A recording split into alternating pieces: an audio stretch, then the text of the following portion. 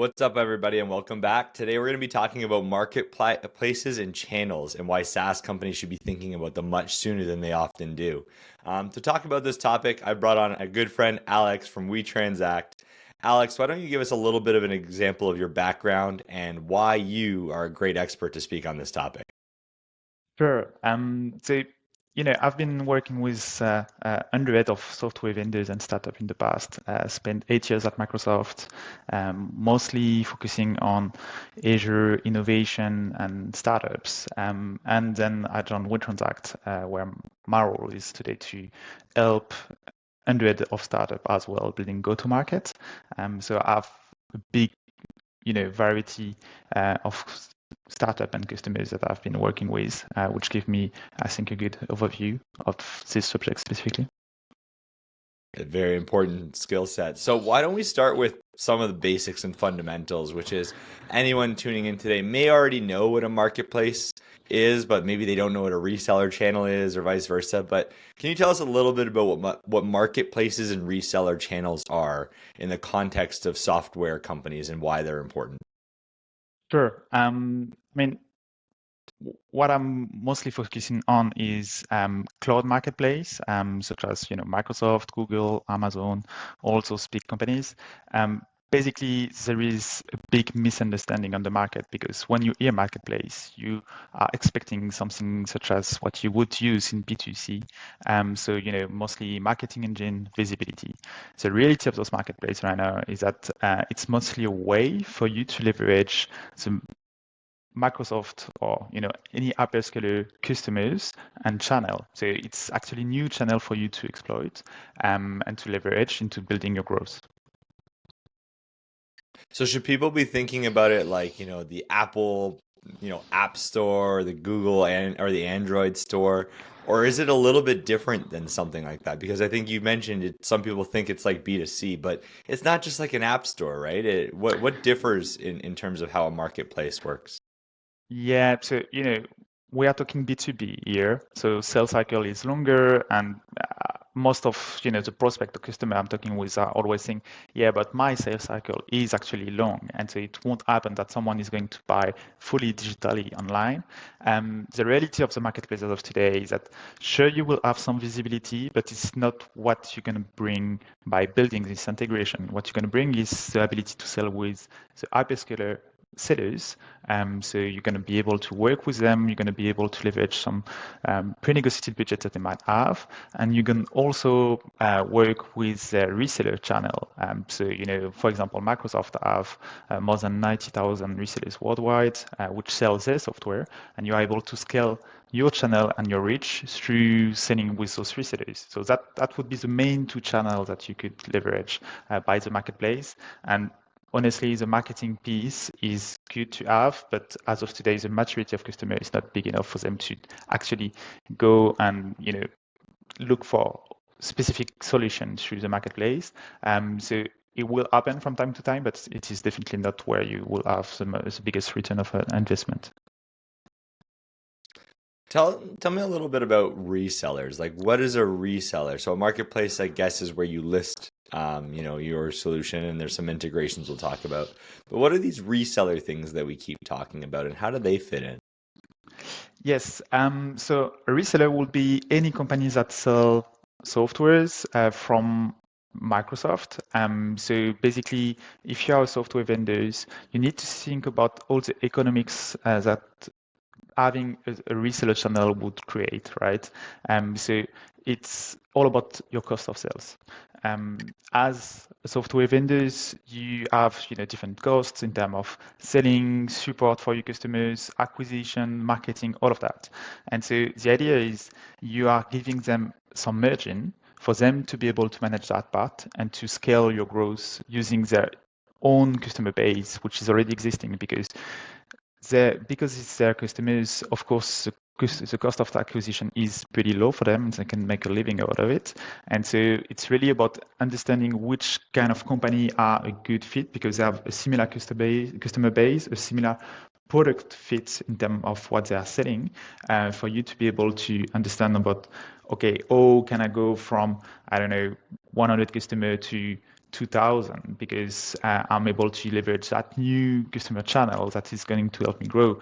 And it works pretty much at all growth stage. Like you can be pretty much starting on the market if you have a good market fit and you think like you can leverage that channel, but you can also be a very big company with already thousands of customers wanted to extend. It can be also extending by geo. It can be extending on newer markets. So there are pretty much a lot of opportunity here in order to grow and scale, but everything is about economics and cost of sales.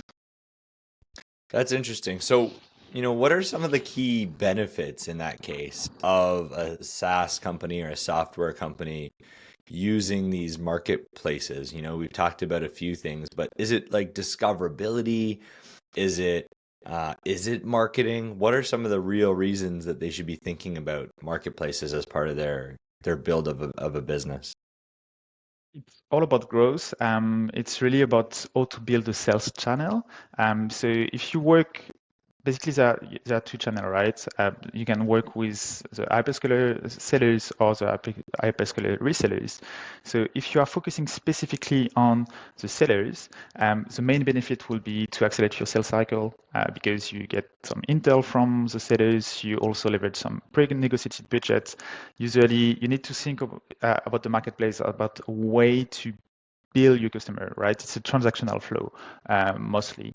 And so basically, sometimes you don't even need to have a vendor approval from that end customer. So if you're focusing on enterprise customers or mid-market, then your whole sales cycle is accelerated very much. And so it's really about how to leverage all that ecosystem to go faster in terms of sales cycle. It'll also help with your sales conversion rate because sometimes you would be rejected for sales not because the customer don't see it as a good fit, but because it doesn't have the budget. And so you can leverage those pre-negotiated budget from existing customers with Microsoft, for example, in order to go faster and to improve your conversion rate. That would be the seller part. If you go for resellers, the main benefit is that reach. So the growth that you will get through that reach and acquisition of new customers. Yeah, that's interesting. So maybe let's talk about when the right time is for something like this. You're talking about reach. I imagine as a startup, depending on where you're at, you're continuously thinking about putting more money into marketing and putting more money into hiring a sales team, maybe more BDRs, maybe more AEs. So you're hiring a direct sales force or you're putting more money into marketing. And at some point, those are things that you need to be doing. But when in the journey would you say is the right time to start thinking about marketplaces and reseller channels? And when is the right time to start using them? And maybe those are the same thing, but when is the right time to have considerations of building this into your business model? And when's the right time to start using them as a startup? That's a good question. I would say it depends depending of those two channels. So first thing is prerequisite for anything with marketplace is to make sure you have a good market fit, right? You need to start to have a few customers. You need to understand that your product is really aligned with your market because you don't want to make those investments if you are not sure about that. Then it can start very soon for selling with, the hyperscaler sellers. You can start from the beginning because it's just a way for you to accelerate your sales cycle, and it's not that expensive to start and to do it. So it really depends on your business, but you can start to do what Microsoft call co-selling very fast. When you have a few sellers, you have a few customers, and you get to that first level of business maturity. For resellers, I would say it needs to wait a little bit more because it means also a little bit more investment because you're going to have someone managing it, right? Someone which is not the usual seller. For when you sell with seller hyperscalers, you use your own sellers which are selling directly or with Microsoft, for example. When you sell with resellers, that means that you have someone that is going to spend a little bit of time and energy on building those alliances, and the return of investment will be a little bit longer because you need to build those alliances first. So you need to recruit those partners. So it's not that long, right? We're talking about a few months, but I would say that you need to have some kind of recurring revenue in order to be able to make that investment as a company. Really depend of how you work, like if you are bootstrap, if you have some external investment or something like that. Maybe you can afford that sooner, but I would say definitely that market fit, then selling with Microsoft sellers, and then selling with the resellers. Okay, so at some point earlier in the journey, but not too early. Not while I'm still kind of tweaking my product every week and trying to find that product market fit. But as you Yeah, get close to finding that product market fit, you've got some paying customers and some revenue under your belt. This is like not pre-revenue, so when you're in the revenue stage, but sure. even when you're more mature, but definitely once you're at the revenue stage, you should start thinking about this. How do companies think about when the right or what are the right marketplaces or reseller channels? What I'm hearing from you is, and what I really think is cool here, is you're basically tapping into other people that have pre-existing relationships to bring your software to their customers. And that significantly eases the burden because it's almost like extending your sales force in some way if you build the mechanisms right. So if you're doing that, do I by default get to use every reseller in every marketplace? Should I be thinking about which resellers in which marketplace? How do I figure that piece out as a company kind of navigating this space? I mean, that's a question we get a lot. Also, basically, you need to think about which kind of providers are,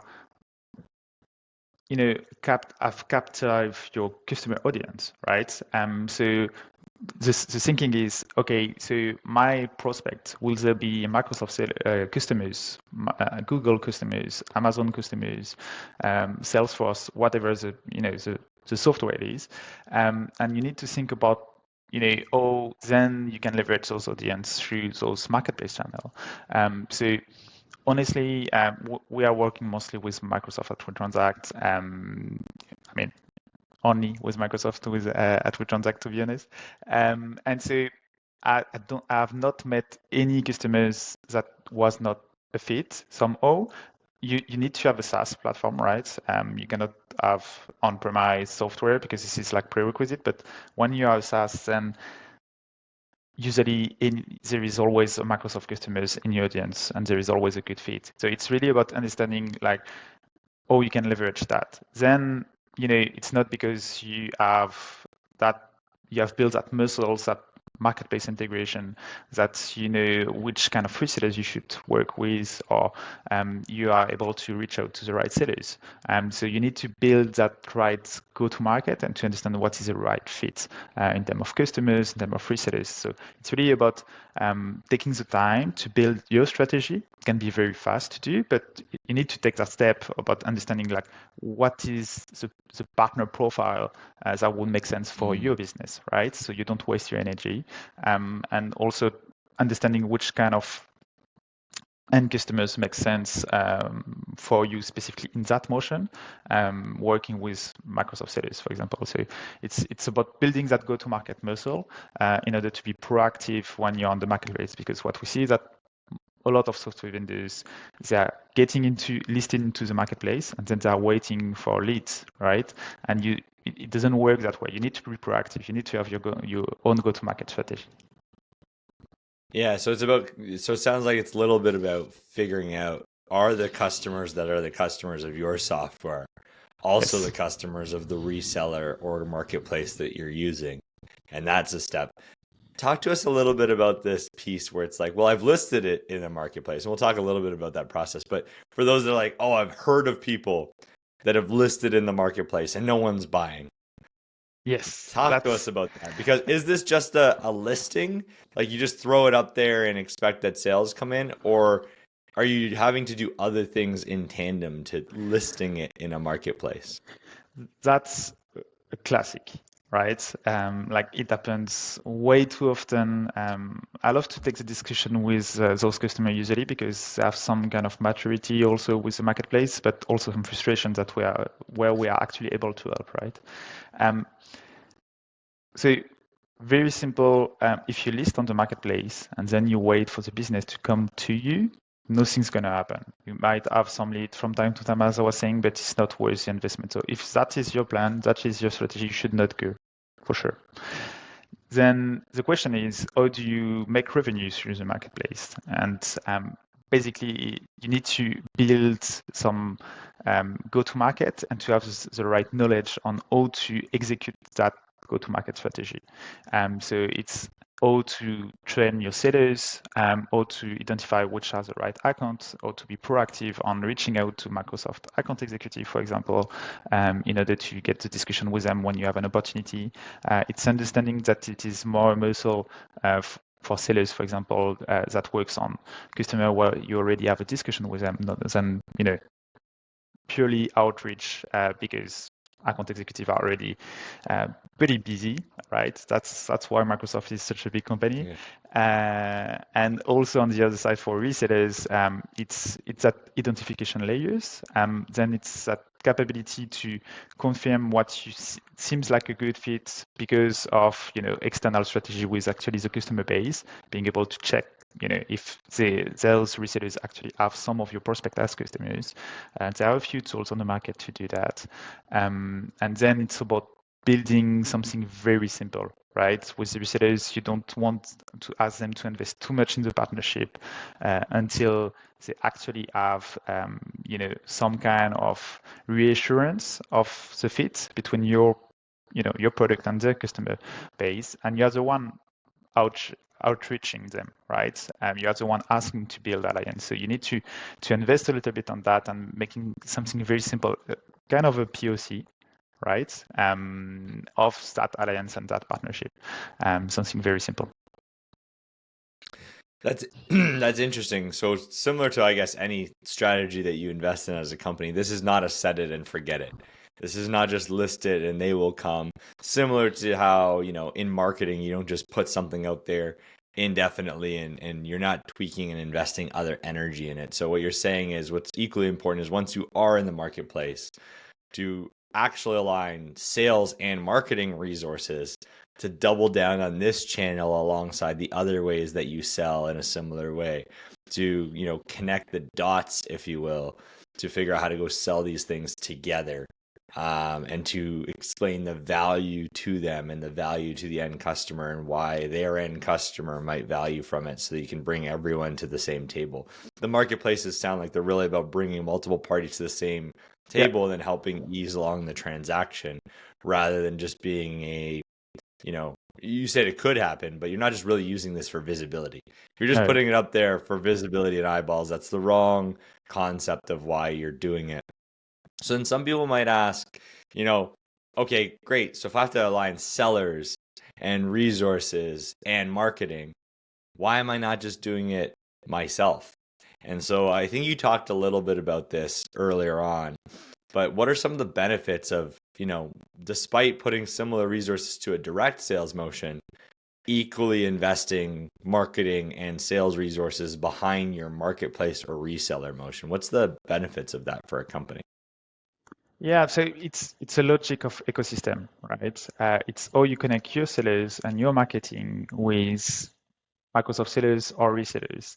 And basically by doing so, if you work on the seller aspect, you have someone which is internal. Microsoft is often building strong partnership with their customers. So those sellers are, being able to share a lot of information on the transformation plan, on the roadmap of that customer. So you get a lot of really valuable information for your sellers to be able to position the deal. But even better, of course, there is the pre-negotiated budget component I was talking about earlier. So it's called Microsoft Azure Consumption Commitment, or MAC contract. And so basically Microsoft is committing their customers on cloud budgets for the next 3 to 5 years usually. So it can be millions, billions, depending on the size of the customer. The idea is those budgets already exist. and you can leverage it by being on the Microsoft Marketplace. And so you can, really accelerate that deal, because even if you are working with business stakeholders and not IT, they could leverage those budgets. And the customer is interested for them to leverage it, because often what we see is that they are getting a little bit late versus what they plan in terms of consumption. And so they are looking for solution on the market in order to not lose that budget. Also on top of it, it means that they will be able to commit to a larger budget to Microsoft. And so because they're committing to a larger budget, they will get better discount from Microsoft. So it's really a better together story for the end customers, for the seller, which will be paid on selling your solutions. That's why they would take the time and energy to help you. And on your side, by leveraging some new budgets. So it's really, an ecosystem understanding and sales motion that you can leverage for sellers. That's a really interesting concept, which is like I don't have to go out and find additional budget sometimes. And it might speed up procurement cycles or, oh, we love your solution, but our budgets don't reset for another 9 to 12 months. So we'll have to come back and talk to us in that time period.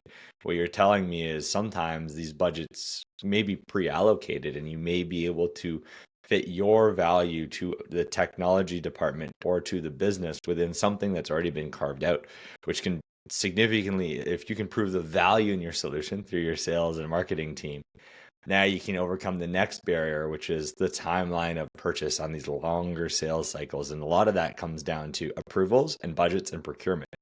Yes. And so if you can prove the value, the next piece becomes potentially a lot easier. So if I want to list on a marketplace or work with a reseller, what does that entail? Is this just like put in a URL, or is there a deeper level of technical connectivity to do this? Because I think we're making it sound pretty easy, but what are the mechanisms of listing in a marketplace or selling through a reseller? How does that actually work, and how do companies get started in that vein? That's the fun part, right? So basically, what's happening is that the hyperscalers, so I'm going to take Microsoft here as an example, they want you to own the integration, right?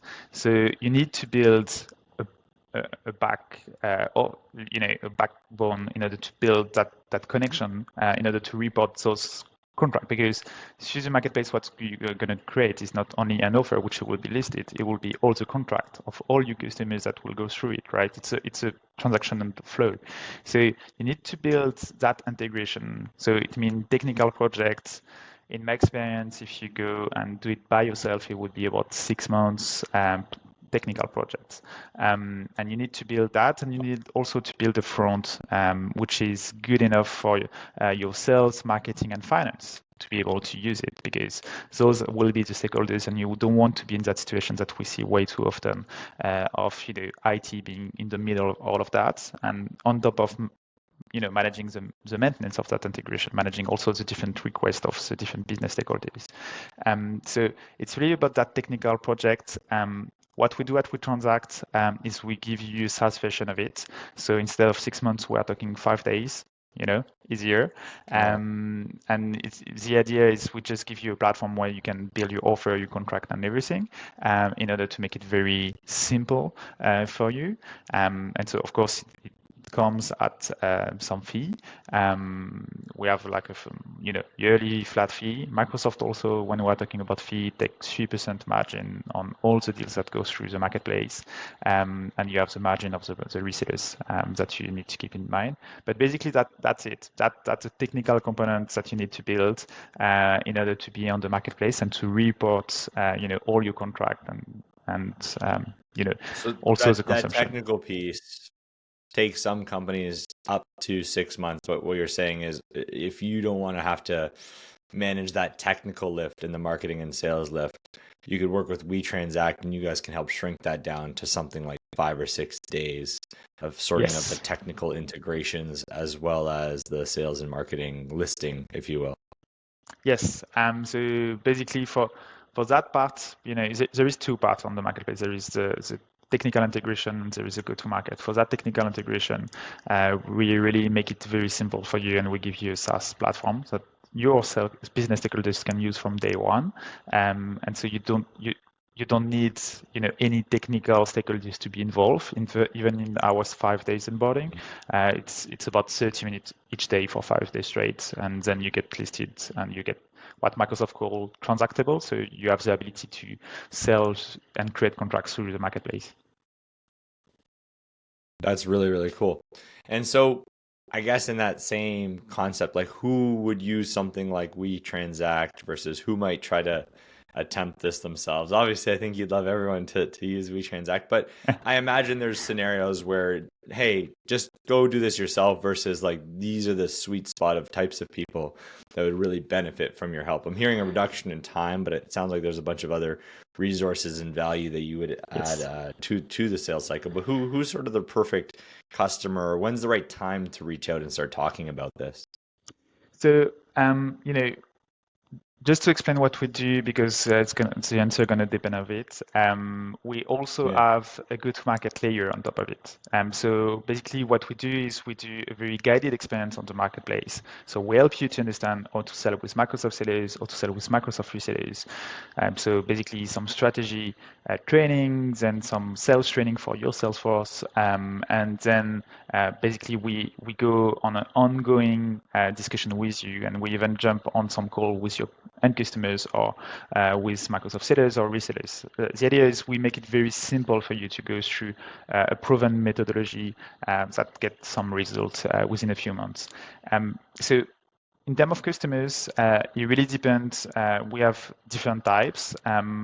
We have some customers which are fairly new, don't really understand how Microsoft works, the different criteria, because of course, there is some different criteria depending on the stage. And so basically they want to have, a really guided experience from A to Z. So that would be the main customers that we have. On top of that, we have some customers that have already a discussion with the end customer, that because no end customers are actually asking for software vendors to be Mac eligible because they have a Mac. And so now you have a deal, you need to register that deal, and you need to be transactable within a few weeks. So we do that, and we help on those use cases. We also have, I would say, a third type of customers, which is customers which are already on the marketplace. They build their own integration. They are already selling on the marketplace a lot, but it's a pain for them to manage that platform, and they want a good tool, right? So we can also just provide the tool for them if they already have the knowledge. We don't need to have that knowledge transfer phase, which we usually have during the first year. And so they just go straight up with the platform itself in order to make it simple for their business stakeholders to manage the platform. So that would be the three different types. Honestly, I would not, of course I'm biased, but I would not advise anyone to build their own integration because it's, with startups, with software vendors, it's really about where do you put your resource, right? If you have some extra technical resource that you don't need for your product and anything, yes, it would make sense for you to do it. I mean, but it's really about thinking what is the cost of that resource, what is the cost of maintaining and that platform, and what is the cost for you to know and build that go-to-market muscle by yourself. And so it's going to delay the time you get that business in. And most of the time, I would say that it would make sense for you to work with some kind of partner, such as WeTransact, in order to accelerate that time and to go to market faster. I like the way you frame that. So it's for people that are starting to try to figure out how to use a marketplace, and you will help them crawl, walk, then run by their side, a little bit of hand holding to get it rolling. It's also for people that are maybe in the middle of a live deal. And so you've Yes, happens a secured the lot. business's commitment and interest, but now you are trying to do the final piece, which is secure the transaction budget shorter term than longer term. And you can help them very quickly turn things around to maybe slot this in against predefined budget. And then the last piece, I like how you frame that, which is you could totally integrate this yourself, but in a world of startups or any company, determining where you put your resources is so, so, so important. And so, is this the thing you want to invest the resources against, or could you offload some of that and maybe invest in resources that integrate in how you sell or how you market alongside a marketplace rather than the setup component, and so get rid of some of that lift. So I think there's a ton of value here. Conceptually, it makes sense. Do you have some examples that you could share? You don't have to use exact names, but maybe some, scenarios that you've seen of how this has helped companies maybe grow faster or accelerate their growth as a company rather than just trying to do this themselves. And so maybe someone that was doing this before themselves and now they've doubled down on marketplaces and reseller channels, and that's really transformed their business. Do you have some examples of that? Yes, yes, of course. We have very different example. I would say the kind of example that we see the most is really with Microsoft Sellers. So I have Proven Tech in mind. If you want to take a look at the full story, there is like a testimony on our website. But basically, Proven Tech, what they needed is they needed to go fast into being integrated within the marketplace. And so they started with us, and they have been able to then leverage that Mac component, right? So we got them into the marketplace, we trained them into building their strategy, we trained their sellers, and then they outreach to the Microsoft sellers in order to have the discussion. And based out of that, they built a pipeline of about 4 millions in deals within like a few months time frame. So Wow. that went very well. We have a testimony, like video testimony of them, sharing their story, and I think that's a really cool one. I would say other example would be one of my customers. This one I cannot share the name, which were already on the marketplace, already selling with resellers, right? Which is not the easiest part when you don't have the knowledge in order to do it. And so they were already kind of successful selling through the marketplace, but it's complicated because sometimes, in that ecosystem, the sellers or even the resellers are not aware of all the different, side of selling software vendors through the marketplace. And so you need to go through the different discussion, but if you are not an expert on yourself, it can get difficult. So they were pretty much able to create those partnerships easily, having the right discussion with the right resellers, mostly in their own market. Expansion was harder because the marketplace you need to see worldwide, right? And basically they wanted to work with us in order to first make that platform way easier instead of having to go in different platform. It's kind of complicated for business stakeholders if you try to manage it with your own integration, to be honest. And then on top of that, they needed our expertise to help their partners to understand what is the transactional workflow, or to make it very simple for them to be to have that experience of, okay, from the alliance, I'm going to be able to sell and to provision, those new customers. And because that partnership, that first phase of the partnership is so important, because it needs to work, right? If you want that partner to reinvest on that partnership and to extend that partnership, they needed someone which has this kind of expertise on the different layers, and that would take the discussion with the resellers in order to make it very simple for all part of that ecosystem.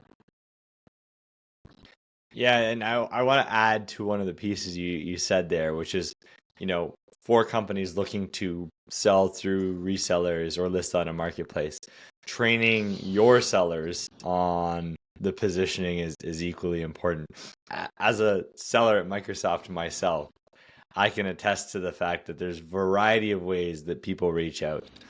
And there's a variety of ways in which they engage with me to work through engagements with customers of mine. And I can tell you, just spamming me is not going to be the best way, because we want to find mutual ground and mutual value in helping me understand your product, me understand where you're at in the sales cycle with the customer, me understand how we can partner on this to make it more successful for you, are things that are super important. So just putting in I've seen a variety of people just putting things into the system and sending it over and hoping someone responds on the other end.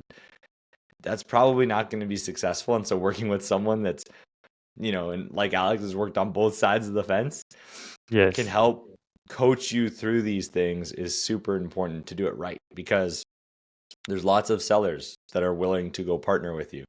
But think of how many software companies are trying to get their attention. Doing it right makes a difference. So I don't know if you're able to share, Alex, but I think probably a question in people's mind is, because we've talked about being able to use marketplaces and resellers, which most people would probably agree right now is a valuable thing to do. And then there's, maybe leveraging the help of someone like WeTransact. What's sort of the cost of setting something like this up with WeTransact? Like, it sounds valuable, but then if you're going to hit me with like, it's going to cost you $500,000 a year, maybe I'm out. And so let's just, like, even in just general terms, sort of what are the options that people could consider if they want to use someone to help them with their marketplace strategy rather than doing it themselves? Yes. So as I was saying, depend of the level of support that you want. I'm happy to share our price. So basically, we have three pricing tiers, right? First one is about 6,000 yearly. This one is fully self-service. This is the option if you don't need any support on the technical side, but also on the selling side. Basically, you can leverage our platform with tutorial in order to do everything. Like, you don't have a lot of budget, you want to start very simple, that for sure is your option. Then we have a second option, which is basically 8,000 yearly. And this one is one where you get a customer success manager. So your customer success manager is going to help you through like the onboarding, but also about any technical question you might have about the marketplace, right? When my customer is going to be billed in that scenario, and trust me, there are a lot of scenarios here. Who is going to manage the taxes, depending of the country where I'm selling at, it's a sales channel, right? There is a lot of question and there's a lot of expertise you need to be able to answer all of those questions, and you might want to have someone in your corner being able to answer all of that. That's our second option.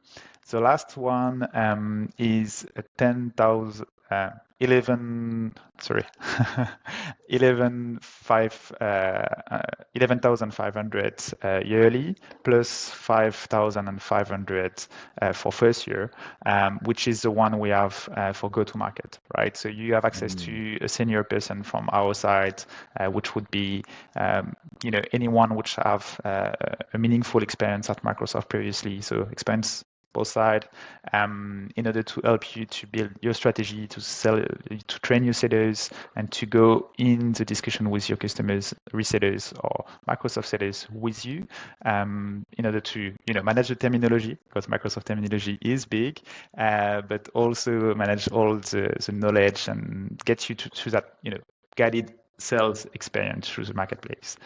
Usually what we see in terms of trends is that most of our customers, they would start with that one, and then they would go from year two, because we already transfer that knowledge, to second option or third option, which is cheaper. Basically, we build that component of go-to-market and advisory because we saw that the market needed it. We are a SaaS company, so it's not our bread and butter, but we feel like we need to do it in order to help software vendors. We had to. That on the market, more globally, you have different competitors that will be able to help you. Most of the times, that would be a little bit more expensive. Would be up to a few thousand, like 20,000, 25,000. That would be the different prices that you might see on the market. And so that would be the pricing that you would need to have, recurring pricing yearly, in order to start that journey and to exploit that new sales journey. But it's really about being able to build a business model, because those are new channels, and understanding like what is the return on investment you would have through those channels. And what we see is that our 80% of our customers are able to sell within the first 3 months. So most of the time we're able to build that return of investment during the first year. Also, Microsoft help you with some incentives, right? If you sell through the marketplace, you can get some really interesting cash from Microsoft. So, for example, the new from this fiscal, and actually very soon in the year, right? A new fiscal was a few days ago, but it's already announced. So basically, you can get up to 20,000 for selling 100,000 through the marketplace. So that would help you with our cost, and we also make sure that you qualify for this incentive. We help you to navigate the incentive component, so you don't have you don't consider us as a cost, but mostly a way for you to get revenue, right? Yeah. The punchline is it's going to definitely pay for itself one way or another, either through some of these incentives or through getting some new customer wins pretty quickly on in the partnership. Alex, thank you for coming on and talking to us about this today. I think lots of very valuable nuggets about what is a marketplace, what is a reseller channel, where and when to think about that in a company's business, and how to get started. And you could do it yourself for sure. No problems with that. But if you did want some help and you want to think about how you allocate resources, you could partner with someone like WeTransact. And so we'll make sure all the links are in the description and calls to action for people to get started, maybe even some offers. But WeTransact.io if you want to find that out, if you're just listening and writing it down real time. So WeTransact.io, but we'll put it in the show notes and descriptions. Before we wrap up, Alex, any closing thoughts that you want to make sure that we land with the audience as we wrap up a really good discussion on marketplaces and resellers and where and how SaaS companies need to be thinking them? Any final thoughts on your end? Yeah, I would say don't overcomplicate it. All my customers feel like they are special. Of course they are, but I would say that this sales engine would be a good fit for most of the SaaS platform out in the market. You just need to have that market fit. That's the first thing you need to remember. And then when you feel good about that market fit, then you should definitely try to deep dive in that subtopic because it can be tremendous growth for you, right? It can help you really to go through the stage. It can help you also with the worldwide aspect of your market. You are not limited to any market, and it can help you to manage all the taxes, all those different components, right? So the value is a little bit larger than what we discussed just today, but just to make it very simple, look into it because there is probably a good fit for you and good growth opportunity in there for you. And yeah, that's it. Make it simple. I love it. Make it simple and also consider the global opportunity.